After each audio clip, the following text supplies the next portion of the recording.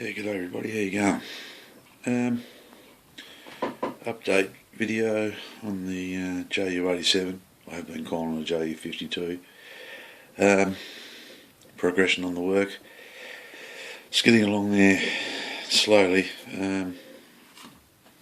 It has been a bit of a challenge of a kit to build. I can see why the guy started putting it together and threw it back in the box. But anyhow, I'm persisting with it, and this is my first JU87 in my 30 years plus of modelling that I've ever built, that I can remember. I don't think I ever built one. So the cockpit I managed to do. Detailed it up the inside, painted with the R&M02, made some ammo brackets. I made the radio operator rear gunner seat and bent some copper wire, thin strips of Tamiya tape cut, painted to make the woven pattern, added the radios, fire extinguishers in the blue, a little box down the back there I think was either material or plywood, but photos I could see. I think it might have been there to catch spent cases maybe. The fit, well, considering I had to cut it in half with a razor saw to get it apart to get to the cockpit, it wasn't too bad on the top surface and the wings. You can see very little thin amount of putty. Underneath is a completely different story. It was a absolute nightmare in this department for it to hear. It was a combination of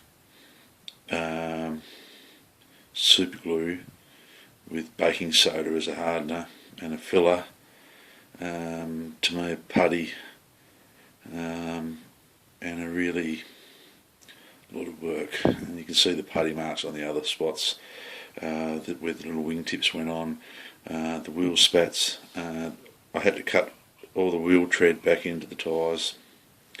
They were lost. They look alright with a bit of a wash and a clean now, but I painted them up. The exhaust I've added some detail to, just a couple of brackets. And while I was doing this, I was online and being absolutely stupid and ordered some new exhaust for it and everything like that. Then because I wasn't using an aftermarket canopy that came with the kit.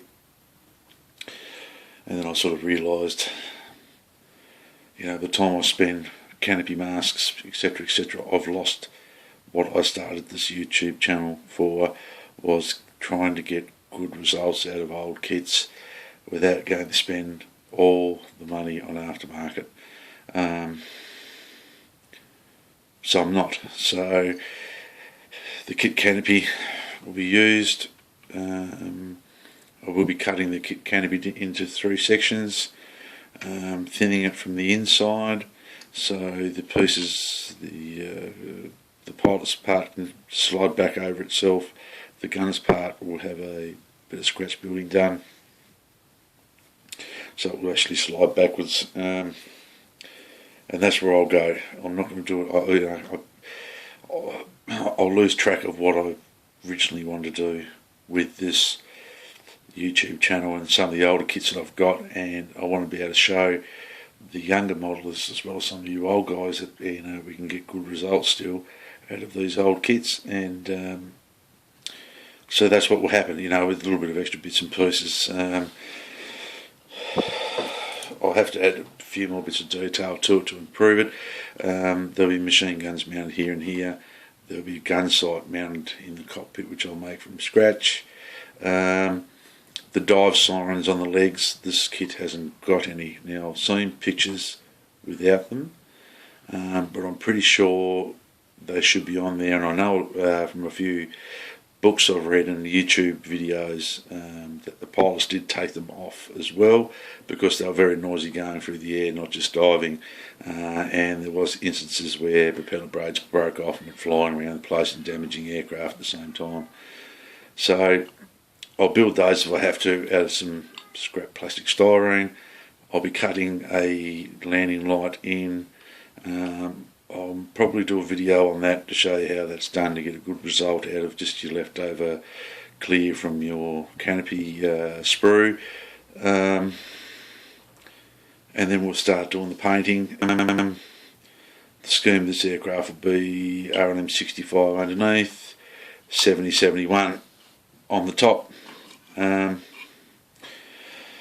got the propeller repaired, a lot of work in that, but I got it done. It's repaired, it's solid, it'll look alright. The hub was a lot of side shift in the moulds, and there was a lot of area to clean up. Hopefully I've got this propeller hub in a night, it looks round to me. These other dive fins and stuff, I've got to thin them down a little bit more, but I've cleaned them up, and hopefully they'll look alright. I'll put them on later. The Revell bomb is atrocious. I can't get it to go round, just didn't fit. So I might modify the bomb that came with the Hella kit for that BF 109 G series that I built in a video before.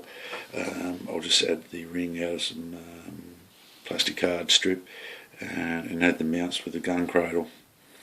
The seat was made just by bending some of this wire around, gluing it, and then cutting fine strips of Tamu tape, and that what made the rear navigator seat a little bit more realistic than what the kit was. The harnesses are made from lead foil in the front.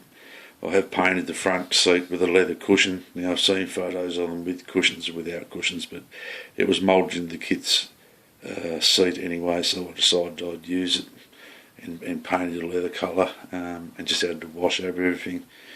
So that's the progress on that one. I will be announcing after this video too that there will be, I want to get a group build going. The theme of the group build will be Beware of the Hun in the Sun. It'll deal with German aircraft from 1939 to 1941.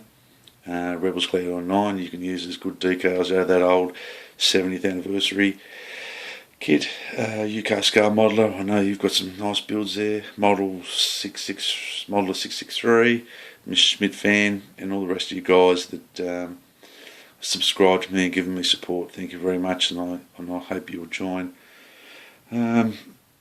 Besides working on this one for an answer on my Facebook page, I have been working on I'll just move this out of the way. I have been working on a HK resin kit of a BF 109 V3, which is the prototype Messerschmitt. It's an all resin kit.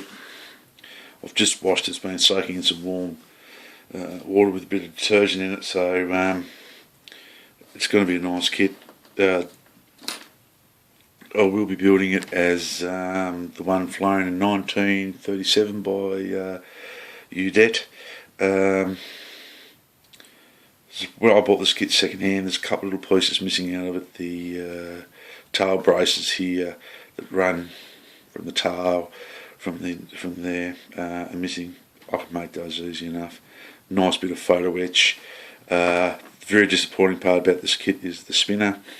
The version flown by Udet had this flat bladed fixed speed wooden bladed propeller, and it had a hub detail on the front, very pronounced. So what I have got in the spares box out of an old Matchbox Gloucester Gladiator, I have got a propeller out of that. I'll be carefully shaving its hub detail off and be mounting on that. The rest of this kit is very, very good, so I won't need to do too much more to any more parts of it with a bit of luck. I will be using the photo etch in some parts. Mind you, the resin landing gear doors are so beautifully fine in resin that I will not be using the aftermarket photo etch ones. So I'll save them for another kit. We might even bang them on the Matchbox E model. One more thing before I go on this video. I've got some deliveries of some kits that I've bought. One kit I'd like to show you all is the Revell 1996 tooling of the BF 109 G10, kit number 04107. What a fantastic little model. It's got some beautiful raised panel recessed panel lines, beautiful clear canopy, one piece canopy. My canopy was a little bit just about broken off, so I've got to wrap it up in a bit of tissue paper. But I'm pretty sure with the saddles on the wings, this Galand hood, that I might be able to actually make a K4 out of this one. I'll have to do a bit of research, but if not, I don't mind if I don't. The whole kit is fairly flash free. It's a 96 tooling, separate exhaust, some very nice panel line rivet detail, which will come up fantastically with a a nice bit of a wash. There's enough detail in this kit out of the box to build a very good model. The decals are fantastic. I've never had a problem with Revell's decals at all. That was one kit, and the other kit I've got, which I've got 4, but I haven't got time to show you everything. I got another 0. That makes number 5.